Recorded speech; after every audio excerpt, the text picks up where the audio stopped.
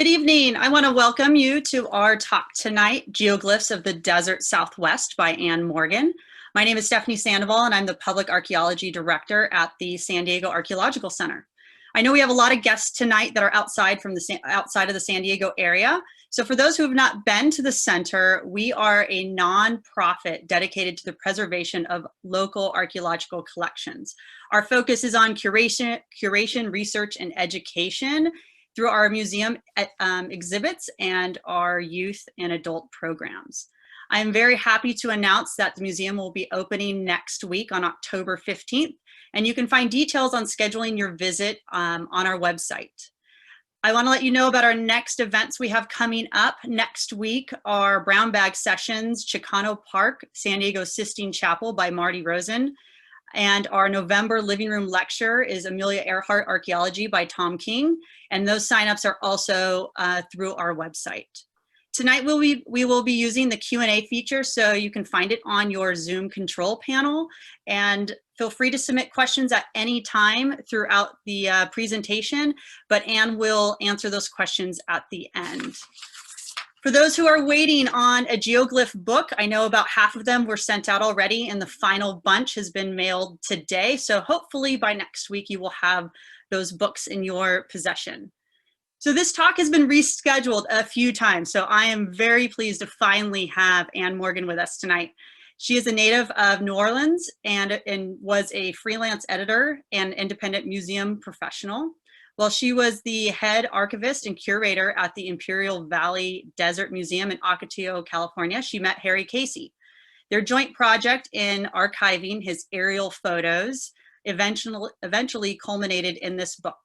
Most recently, Anne has served as a consultant for the Waterville Valley Historical Society in New Hampshire and is currently working on her second book.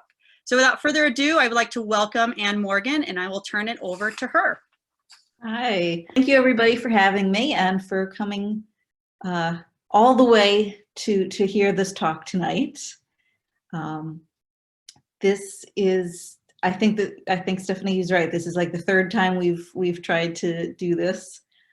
So third time's the charm, right? So our deserts are places where people go to hike, to play, and to explore. But while it might be hard for us to imagine today, people have been living in the San Diego Imperial County region for more than 10,000 years. They traveled with the changing seasons and food supplies from the Pacific Ocean to the Colorado River, living successfully in areas that modern humans might consider nothing but uninhabitable desert. Today, we are fascinated by the tangible evidence of people living here thousands of years before us, and we are constantly trying to understand what those lives were like. One of the most intriguing mysteries of our desert are the hundreds of geoglyphs that span the area. From the Yuha Desert to the Gila River, these figures clearly told stories to the people who built them. This book is a unique collection of aerial photographs resulting from a 35-year-long labor of love to document local geoglyphs. In 1976, pilot and photographer Harry Casey, the Imperial Valley College archaeology professor J. von Werloff, and Imperial Valley College archaeology students began an archaeological project that today we wouldn't consider possible without at least the use of drones. They wanted to use aircraft to locate and photograph the region's ancient geoglyphs. This effort was to prove so successful that it escalated into the first major attempt to record earthen art sites in our desert region. The campaign used 35mm film cameras, topographical maps, handheld magnetic compasses, and an antique 1946 Piper J3 Cub airplane, which Harry cut a hole in the bottom of in order to take photographs while he was flying the plane. From 1976 into the 1990s, Harry photographed and printed nearly 10,000 images and slides. Beginning in 2014, he worked with me to bring this collection to the Imperial Valley Desert Museum archives in Ocotillo, California. He then showed me the research manuscript that he had been working on and off over the years, and asked for my help editing it and getting it published. Because of the fragility of these geoglyphs and the potential cultural and religious significance of some of them, specific locations are not provided in this book. The intent of this book is to share the beauty of these amazing features through Harry's photographs and his research on the geoglyphs. The goal is to encourage a new generation of researchers to study these sites and the ethnographic and cultural stories behind them. So geoglyph isn't necessarily a term most people use in everyday conversation. And most people I talk to aren't sure they know what a geoglyph really is. But if I ask them if they've heard of the Nazca lines in Peru, almost everyone at least has a vague idea of what those are. So the good news is if you have an idea that they are images in the earth, you are on your way to knowing what a geoglyph is. Geoglyphs are formed by removing portions of desert pavement in order to form an image. Desert pavement is the name given to the veneer of closely packed pebbles and cobbles that cover much of the desert surface. The pavement provides a contrast to the lighter soil underneath. That becomes the design. Most geoglyphs were probably constructed by people using their bare hands, stones, or other tools to scrape and pry away the pavement into a particular design. Occasionally, smaller designs or portions of a larger figure were tamped in rather than cleared, probably by human feet tamping down the ground repeatedly. Humanoid geoglyphs often had fingers or toes or even hair that were made in this way. And unfortunately, that is the first part to erode and become indistinguishable to the modern eye. The next thing people ask is, who made them and why? Were they aliens? The geoglyphs are nearly impossible to see when you stand next to them on the ground, so clearly only aliens would be able to see the images as they flew overhead. Geoglyphs are usually situated on flat, dark mesas near permanent water sources, like the Colorado River here. They were designed to be seen from neighboring mesas or standing on another high ground by the water. And most American earthen art, like the more famous rock art, probably connects to ritual ceremonies or recording of important historical, personal, or mythological events. Dance circles are one of the most common earthen art features we still see today, and they would have been formed by dancers following one specific pattern for an extended period of time, creating circles or patterns tamped into the ground. There were dances for rain, war preparations, celebrations like coming of age, weddings, or other social gatherings. And a lot of the times, what we've found is that the formation of the geoglyph pattern is actually secondary to the ceremony. We almost, sometimes almost like an accidental geoglyph is formed. Celestial observations, like solstices and the equinoxes, were marked locally in different ways, often with cairns or specific rock alignments. And the Milky Way and constellations were sometimes drawn into the ground to mirror what was seen in the sky. Some geoglyphs may define territorial claims, or they may have been designed to protect an area or a people in an area from intruders, or have been seen as guardians on trails. One of the biggest modern concerns is that public disclosure of the sites of rock art and earthen art would hasten their destruction by people going to see them. The Bureau of Land Management, in cooperation with the tribes, has fenced in many of the more vulnerable geoglyphs for their protection from off-road vehicles, and they also provide interpretive signage for visitors. The Blythe Geoglyph Complex and the Yuha Geoglyph are the most famous of these local sites. Sites protected by the BLM can be located on their websites, and you can go visit those today. Although obviously you can't go over the fence and actually stand on them. So with over 300 geoglyphs in this region, it's obviously not possible to talk about all of them just in tonight's presentation. But we will look at a few of the more famous or unique sites tonight, and hopefully you will enjoy this. The Yuha geoglyph is the largest of the Yuha Desert sites, and it has the most intricate curvilinear and rectangular design patterns, more than any other site found in the entire region. The site was seriously damaged around 1975. In 1981, it was restored with the help of some early aerial images, and then it was fenced in by the Bureau of Land Management for its protection. But it was damaged again in more recent memory by off-roaders who took their motorcycles, carried them over the fence to drive on the site, very much on purpose. Nature has also impacted the site with the erosion of the cliff edge that forms one side of the geoglyph. The site today is noticeably smaller than when Harry began to photograph it in 1976. This is the power circle. It's about 550 feet long, and it was first recorded in 1979. It was interpreted by Tom Lucas, the last Kwame elder, and in 1989, he talked with Harry Casey and Jay von Werloff, and he told them that the land, his description, I really love, so I always like to quote it. It gives a really nice impression of what some of these mean. He said that the land outside the outer circle represented the power all things possess, the power that enables earthly existence. The power within the outer circle was stronger and was accessible to humans through prayer or spiritual quests. None but a shaman could set foot in the power-laden inner circle.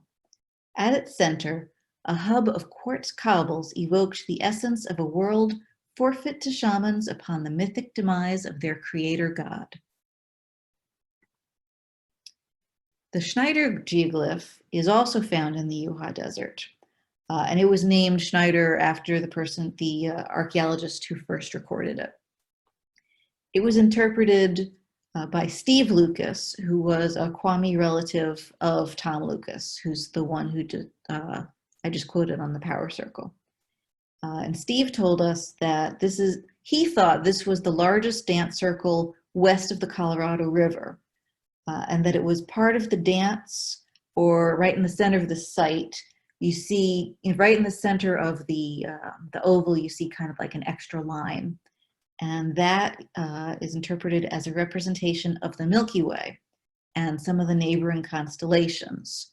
There's actually, some of them, like this one, have little cairns of stones that are set to kind of mirror where certain constellations would be in the sky. This was dated in 1995 by Dr. Ron Dorn of Arizona State. He estimated that this is about 2,790 years old, making it the oldest geoglyph that has been currently dated in the Southwest. The Blythe complex is the largest and probably the most famous of our area's geoglyphs. This site has been securely fenced and given interpretive signage for tourists by the Bureau of Land Management. You can go on their website and find directions to a little parking lot right by the complex. Now, despite the BLM's best efforts, like the Uha geoglyph, you can definitely see some tire tracks all across this area. The humanoid figures are particularly large here, from between 176 and 105 feet tall. And these were dated in 1995. The oldest that Ron Dorn dated were between 1,060 years to about 1,145 years, span of about 135 years, which suggests that the area has been a significant location for generations along the Colorado River. The Blythe geoglyphs were first recorded by a pilot in 1932, and then a ground survey was done by archaeologist Malcolm Rogers in 1939. Between then and the 1950s, the site was heavily vandalized, and in 1957, the vice principal of Palo Verde High School in Blythe worked with a group of student volunteers to restore the geoglyphs, based on the 1932 aerial photographs. And that's why most of the geoglyphs at this site are so visible compared to other, even younger sites that you see elsewhere. However, students made a few changes from the original, whether accidentally or on purpose, we don't know. Among other things, the direction of some of the humanoid figures' knees and feet were changed. Fingers and toes that were visible in the 1930s were not restored, and the overall figures were sharpened to enhance their visibility. So you can see here I've circled one of the more obvious knee to foot alignment issues. And I have challenged people at other talks, if you guys can figure out how to do that with your leg, I would be super impressed. One geoglyph in this complex was not restored. It's a 35-foot long humanoid figure. So this kind of gives us an idea of what the other figures would have looked like today if they had not been left, if they had been left alone, if they hadn't been restored. So you can see that you can still see a figure there, but it does not leap out the way that the other ones do. The Mojave, the Quechan, and the Hopi oral traditions are all connected to this site. One version of the story for the humanoid figures is that the giant figure is created to represent Mustamo, the creator god, to help the people get rid of an evil giant who lived on the east side of the Colorado River and had been tormenting them for many years. Once the geoglyph was finished, they held a ceremony, dancing for 3 days and 3 nights to gain the courage they needed to kill the evil giant. A slightly different version of the story, the tribes asked for help from the sea god, who sent a giant octopus up the Colorado River and from the Gulf of California. The giant and the octopus fought, and the octopus was able to drag the giant into the river and drown him. He carried the body back down the river, occasionally holding it up for people to see. Those who witnessed the event celebrated the giant's death by building geoglyphs of the monster next to the river, which is why there are periodic zigzag marks along the Colorado River mesas to commemorate the giant being dragged into the water. And that is also why all the humanoid figures along the Colorado face the river feet first. The Winter Haven, it's called the Winter Haven Trail Guardian.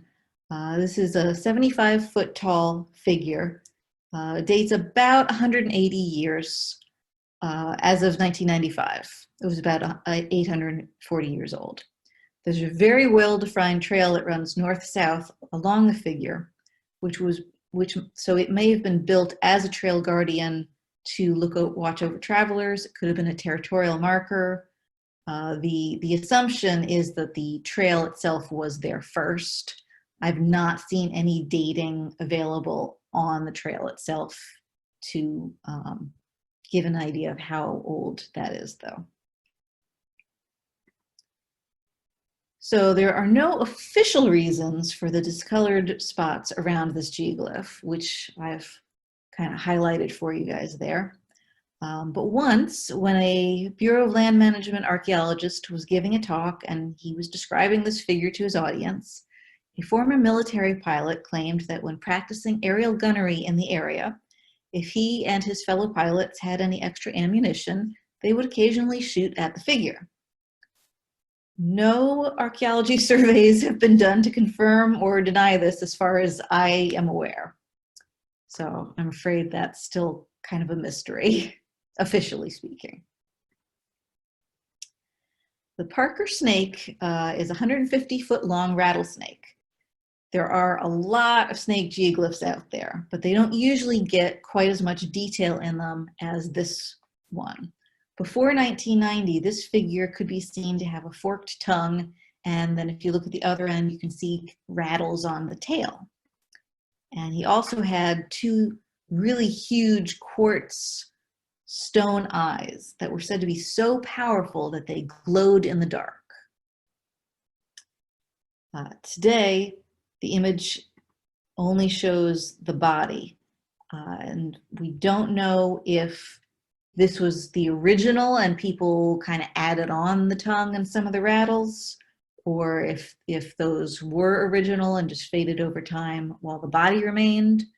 You can see in this picture the eyes have been taken out, so we're not quite sure what order it started to disappear in, but today there's actually even less of it than what you see in this picture here. It's kind of sad because I like this one. We may never know the reason behind the making of all of the geoglyphs in our region. Maybe, like generations of people after them, the intention behind even just one of the geoglyphs was simply to state, "I was here," which is my interpretation of this geoglyph in this picture here. And even if that's not why it was, some of them were made, hundreds and thousands of years later, people are still connecting to the geoglyphs and to the people who created them. Like Harry and his photographs, they still touch our lives and inspire us in different ways. And one of the last talks I gave before the quarantine, I had an archaeologist ask me if the modern images, like this smiley face, would be considered, geoglyphs to be protected and interpreted and recorded, just like the ones that are hundreds of thousands of years old. And I would open that up to you guys to think about.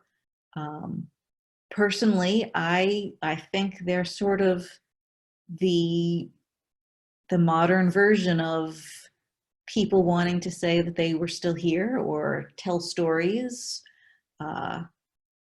Like, I'm sure that there was a story behind this one, and we just don't necessarily know what it is. But to me, that's kind of a modern version of people still trying to connect with the desert and with people who might come by later on that they're never going to meet themselves. So that is kind of my presentation. I like to leave a lot of room for any questions people have, and I will do my best to answer them. Right, thank you very much, Anne. We will now start to take our questions. And just as a reminder, please submit the questions using the Q&A feature at the bottom of your screen. And I think our first question is, you said the geoglyphs were meant to be seen by neighboring mesas, but I have seen geoglyphs in the Anza-Borrego region where there was no higher point on the landscape. They were placed on the highest point on the landscape. How do these figure into that framework? Those probably don't figure into that framework, honestly. Those could be more of the, depending on where they are exactly, they could be more almost like personal geoglyphs, somebody recording an event that happened to them. They could be connected to a dance or some other kind of a ceremony where you've got a repetitive motion. So the actual making of the figure is secondary to what else is going on. Yeah, the idea of seeing from other mesas is kind of the most common in what Harry was recording, but is definitely by no means the only reason. The Yuha geoglyph that I showed you guys earlier, right on the edge of the mesa, that's not near any water either. I was told by Carmen Lucas, who is related to the Kwame elder I was telling you guys about earlier, Tom Lucas. She told me that that area, having the geoglyphs on a mesa and then you've got just desert to the south of it, was actually probably what she thought was that it was a ceremony and it was connecting to the land of the dead or to people that have crossed over. And so maybe the idea for that particular one, it wasn't supposed to be seen either. It was just almost like a conversation between people and their ancestors. There are definitely multiple interpretations for a lot of these guys. All right, our next question is, what do contemporary, i.e. Australian Aborigines, or historically recent Native American peoples who have intimate association with glyphs have to say about their meaning or purpose? That's an interesting one. I have to say that Harry did very little research with the Australian geoglyphs and the Aborigines, so that I am actually not familiar enough to really comment on. Today, you definitely get some of the Native American tribes who will still recognize certain locations as being special for ceremonies or just something that they really want to keep going. And some of them they won't talk to other people about. Some of them, like the Blythe ones, are probably the best example of Harry was able to get other people to share these stories. So it's very kind of individual, I would say, to the tribes, to the individuals within the tribe, whether people are willing to talk to outsiders or not. Everything that I've shared with you guys today is based on either research that people were doing, taking ethnographies back in the 30s, 40s, 50s, or people like Tom Lucas and Steve Lucas, who were talking with Harry Casey and Javon Werloff in the 70s and 80s as ways to try and keep some of those stories alive and have at least some of the memory that these are special things and special sites still be there. Right. Who created these geoglyphs? That's another really good question. The Kumeyaay, who live on reservations in San Diego County, they've been in the San Diego to Imperial County region for at least 10,000 years.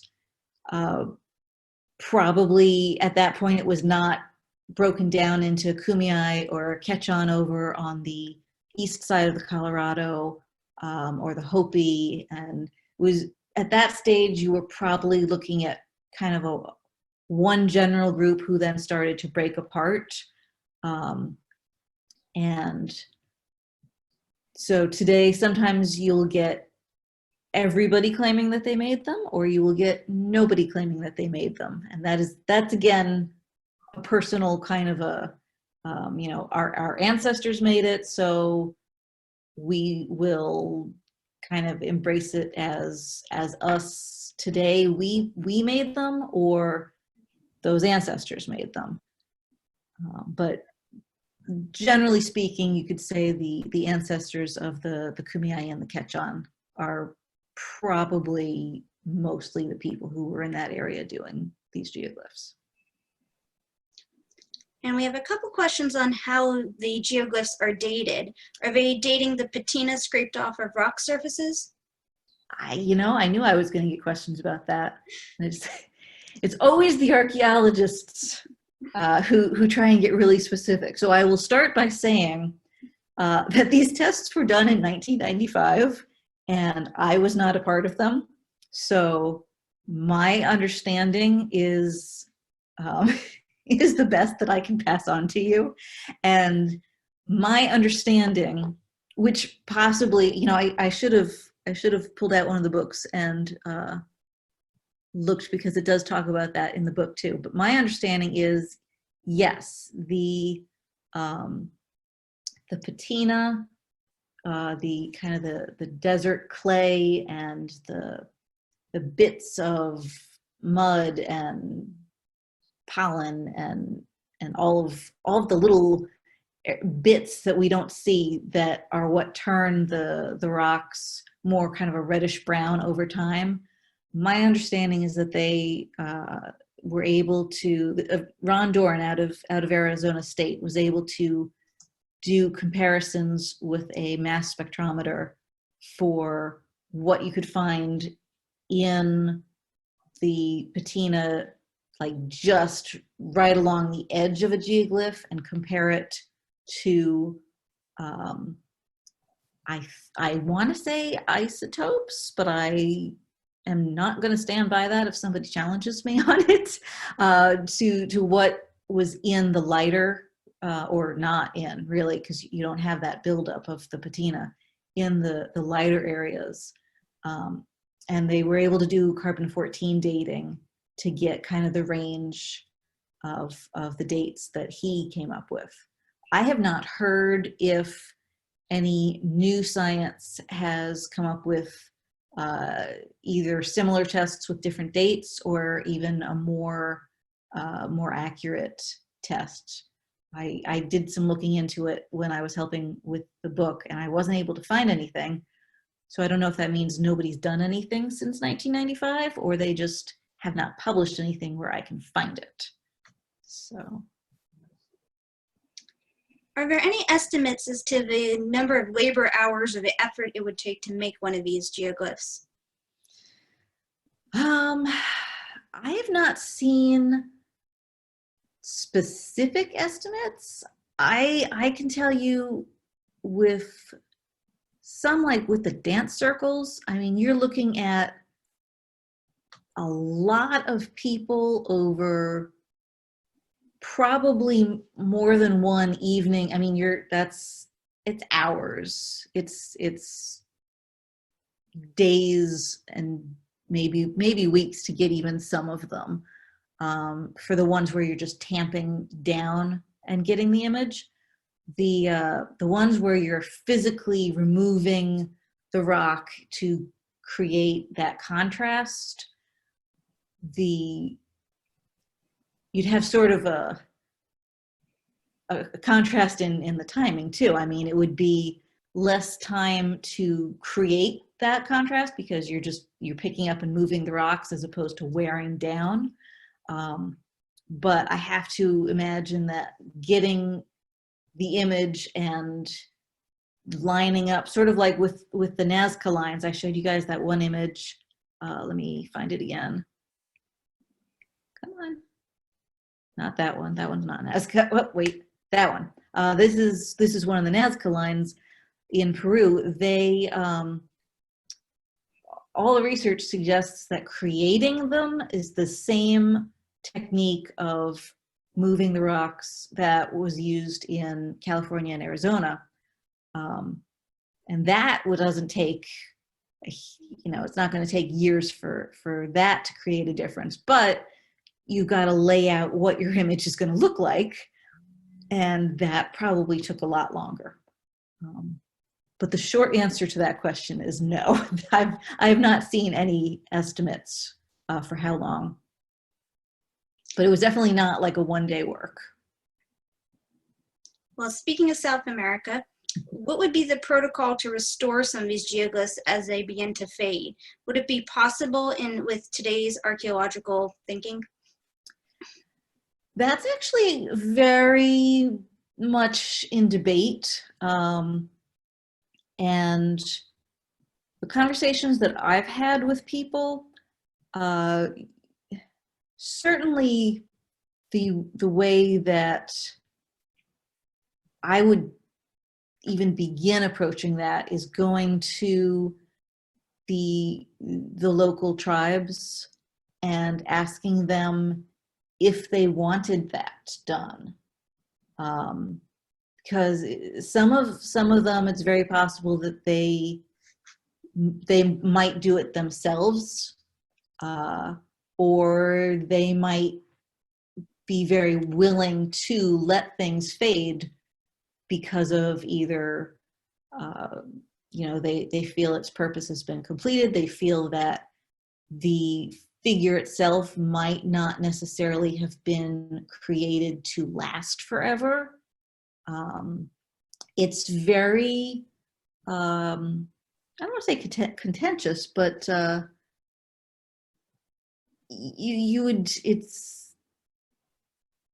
definitely start by going to the local tribes and kind of getting permission, which did not happen, to the best of my knowledge, in Blythe. Those was just kind of, you had a group of well-meaning people trying to do some work in the area. But yeah, that's, some people feel like, okay, the fences are enough and that's all the protection and preservation is going to get. You've got some people who want to let them fade, others who do want to restore. So there's a lot of back and forth on that one. Now, there are many archaeological sites that face endangerment and destruction due to climate change, with preservation techniques being discussed. Are these sites likely to be affected by climate change? Yeah, to an extent, yes. These are, or maybe not climate change so much as climate. You've got, let me find, this one's a really great example. The erosion just from wind taking the rocks out over hundreds and hundreds of years, this site is eroding. It is disappearing because of just the nature of where it's located. A lot of these, like this particular one, is the wind that comes through. I'm sure some of you guys have been out to the Imperial Valley. You see all the big windmills. You've been there when you get some really good gusts. You do get some erosion on the site itself, just of that, the natural wind erosion. And I don't know, I have not heard any discussions on ideas to take steps to combat that. What is the oldest geoglyph in the Southwest? I can only tell you about within Harry's area of from about the Yuha Desert over to the Colorado River, and that is the Snyder geoglyph, which is this guy right here. That's the oldest one that Ron Dorn and the college was able to do dating on in the 90s. And that one, they dated to, it was about 2,790 years old. There was a lot of talk about a geoglyph. Actually, if you guys know Ocotillo, if you know where the Imperial Valley Desert Museum is, there was always this story that there was a big snake geoglyph there that wind erosion and water erosion had erased. And Harry never took any pictures, any aerial pictures of that location. And I don't know whether that was just because by the time he got into this in the 70s, it was already far enough gone that people remembered that there was something there, but there was nothing that you could really catch as an image. So that one might have been older, but was never dated. But as far as the region that Harry covered and that he and the Imperial Valley College archaeologists were studying, this guy here in the Yuha Desert is the oldest that they dated. Besides the Southwest, are there any other sites in the US where we can see geoglyphs? Geoglyphs, no. There are other places where there are, like the mounds in from Illinois down, kind of all the way down the Mississippi into Louisiana. There are a lot of the mound structures that people built. I was actually talking with somebody in Massachusetts recently who thinks that they might have found some, he was calling them geoglyphs, but not geoglyphs as these desert images show. They were definite purposeful movements of rocks into images that he was trying to do some research on. That I think is still kind of a work in progress. but definitely the mounds, you can, as far as I know, a lot of the sites, like in Ohio, there are some historic areas where you can go see those. But I don't know of other geoglyphs like this in the United States. There's actually only about 5 places in the world that have real concentrations of geoglyphs, and the fact that we're one of them is, I think, is kind of cool. You've got the Nazca lines, obviously. You've got Australia. Obviously, we already talked about Australia. Kazakhstan has some, not as big a range as what we have or what the Nazca lines have, but Kazakhstan has some. I have no idea what the story is behind those. So the people who are typing in asking, all I can tell you is that they have some there. And then you've got the chalk figures in England, which I don't know if you want to call those geoglyphs or chalk figure geoglyphs, or how you want to define those exactly. But those are kind of the big areas overall, actually. Well, speaking of Nazca lines, are the Nazca lines older than the geoglyphs in the Southwest? That is a really good question. I do not have a definite answer. I've read recently an article that they were finding some new figures in the Nazca area that they thought were actually older than what is there now. And I am blanking on the dating that they gave that. So I'm going to tell you that I would have to look that up to see what the dates that people have for Nazca are, because off the top of my head, I do not know the answer to that. Are there geoglyphs whose locations are kept secret in order to protect them? Absolutely. A lot of the geoglyphs that are in this book, you can't find, like you have to know somebody who knows where they are. You can't find them on maps. It's a lot like rock art.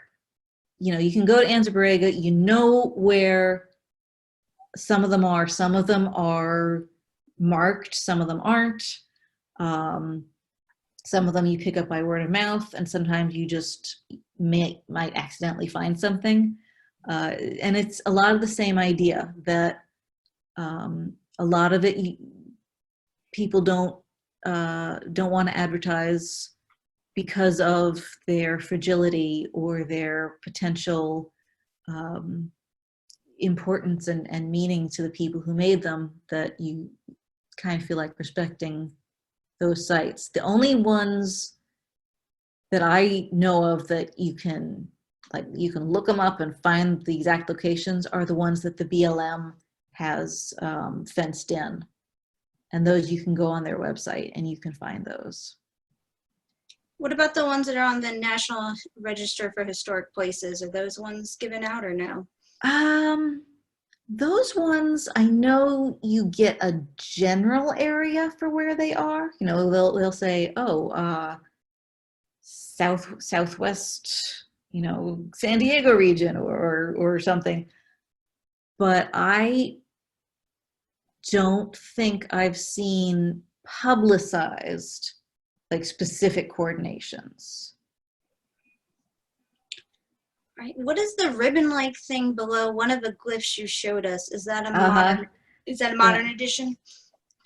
I will pull that up because I know exactly the one that you are talking about. That is, it's not as good a picture as the other one. Let me find it for you. But there's that kind of a Celtic knot. I'm sorry if I'm making you guys dizzy going backwards like this. That sort of like a Celtic knot pattern in the figure. Yeah, this guy here, the Winter Haven site. Weirdly enough, that was not dated at the same time that they did the dating on the Trail Guardian, or if it was, they didn't really talk about it. I assume it is a much more recent one because it's a tamped down. It's more like a done by, you know, foot, and it's still very visible. So probably that is a much more recent image, just because you can still see it that well. I've seen some pictures. There used to be a little museum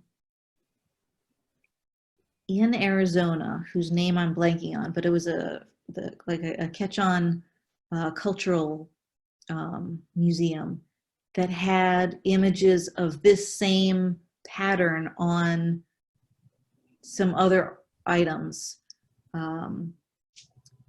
But I do not know what the story is behind that, or how long it's been in the area. Unfortunately, I wish I did. That's another one that I always get asked about, and I'm afraid that story, if anybody still knows it, they haven't shared it yet. I believe someone asked if the Winter Haven geoglyph markings could be hopscotch dance markings.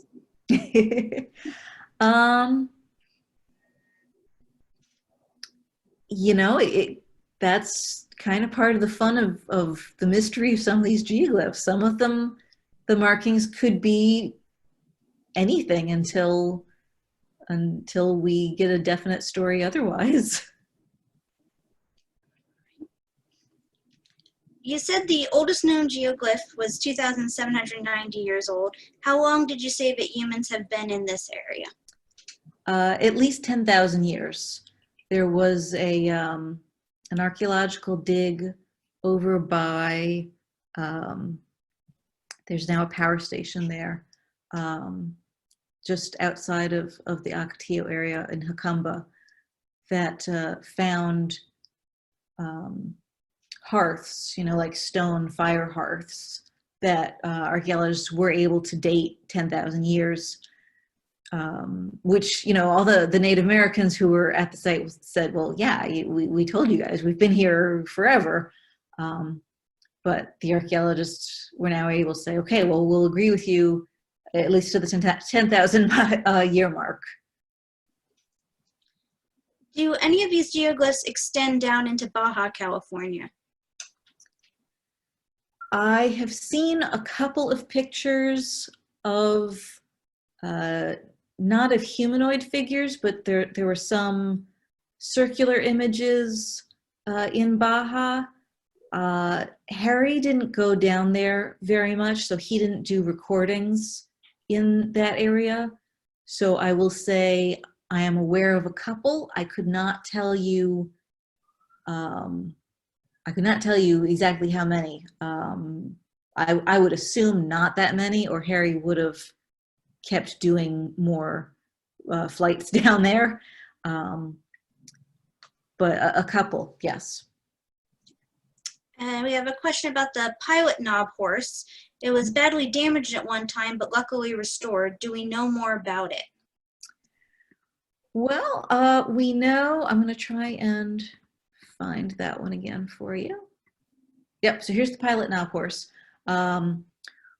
We can assume a couple of things. We can assume that it is actually relatively recent in historic terms, because horses have been extinct in North America until the Spanish brought them back a couple hundred years ago. So this figure, you're probably looking at just a couple of hundred years. It's right by the All-American Canal, and there is a place near it that has a rock art of a horse as well. So I've heard some people say that this is kind of commemorating the people in the area seeing horses for the first time, and so they had to make some images.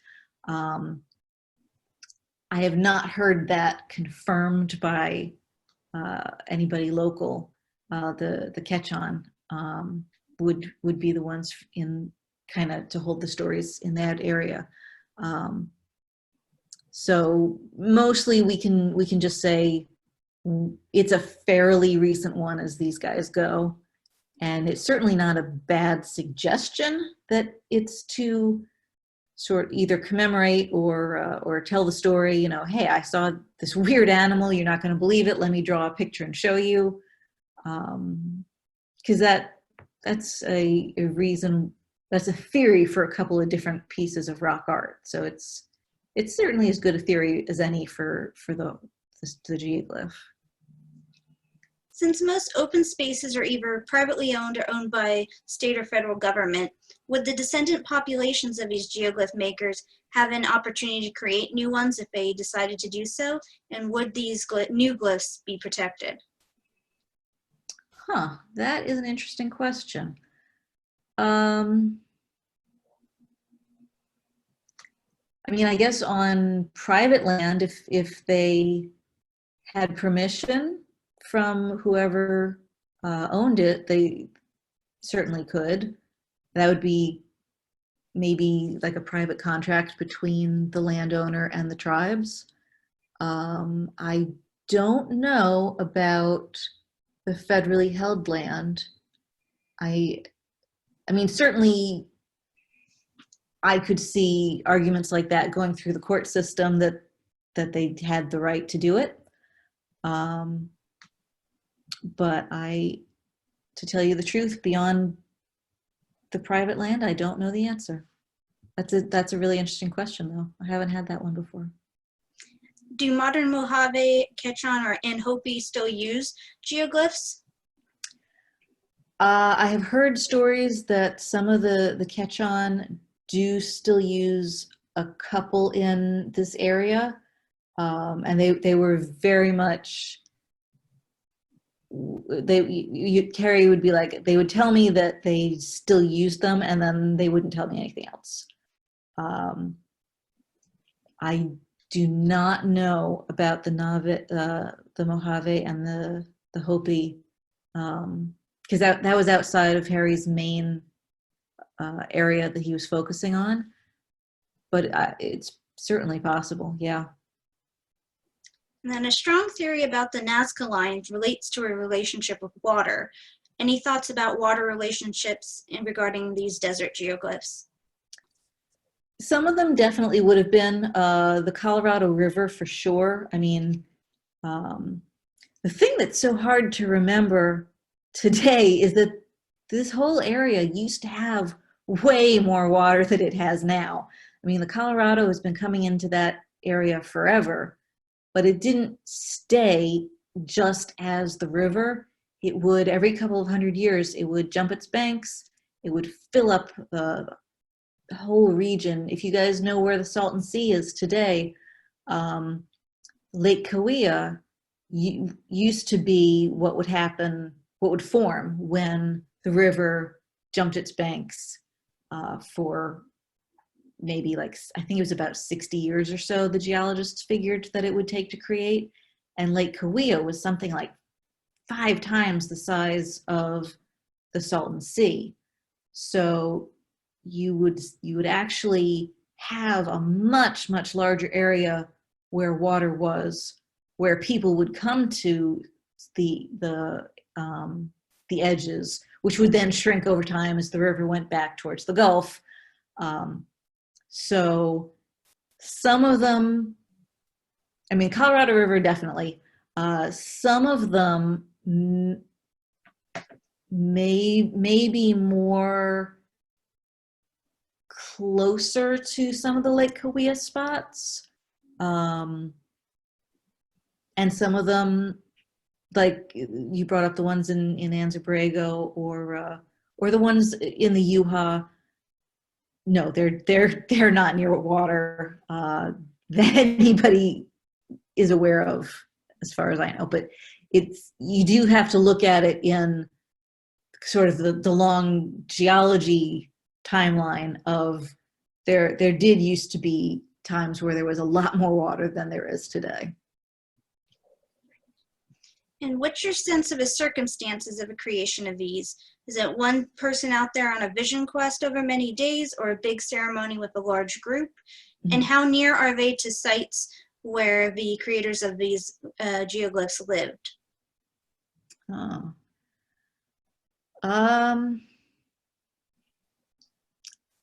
It sort of depends on the geoglyph itself, whether you can say one person versus a huge group.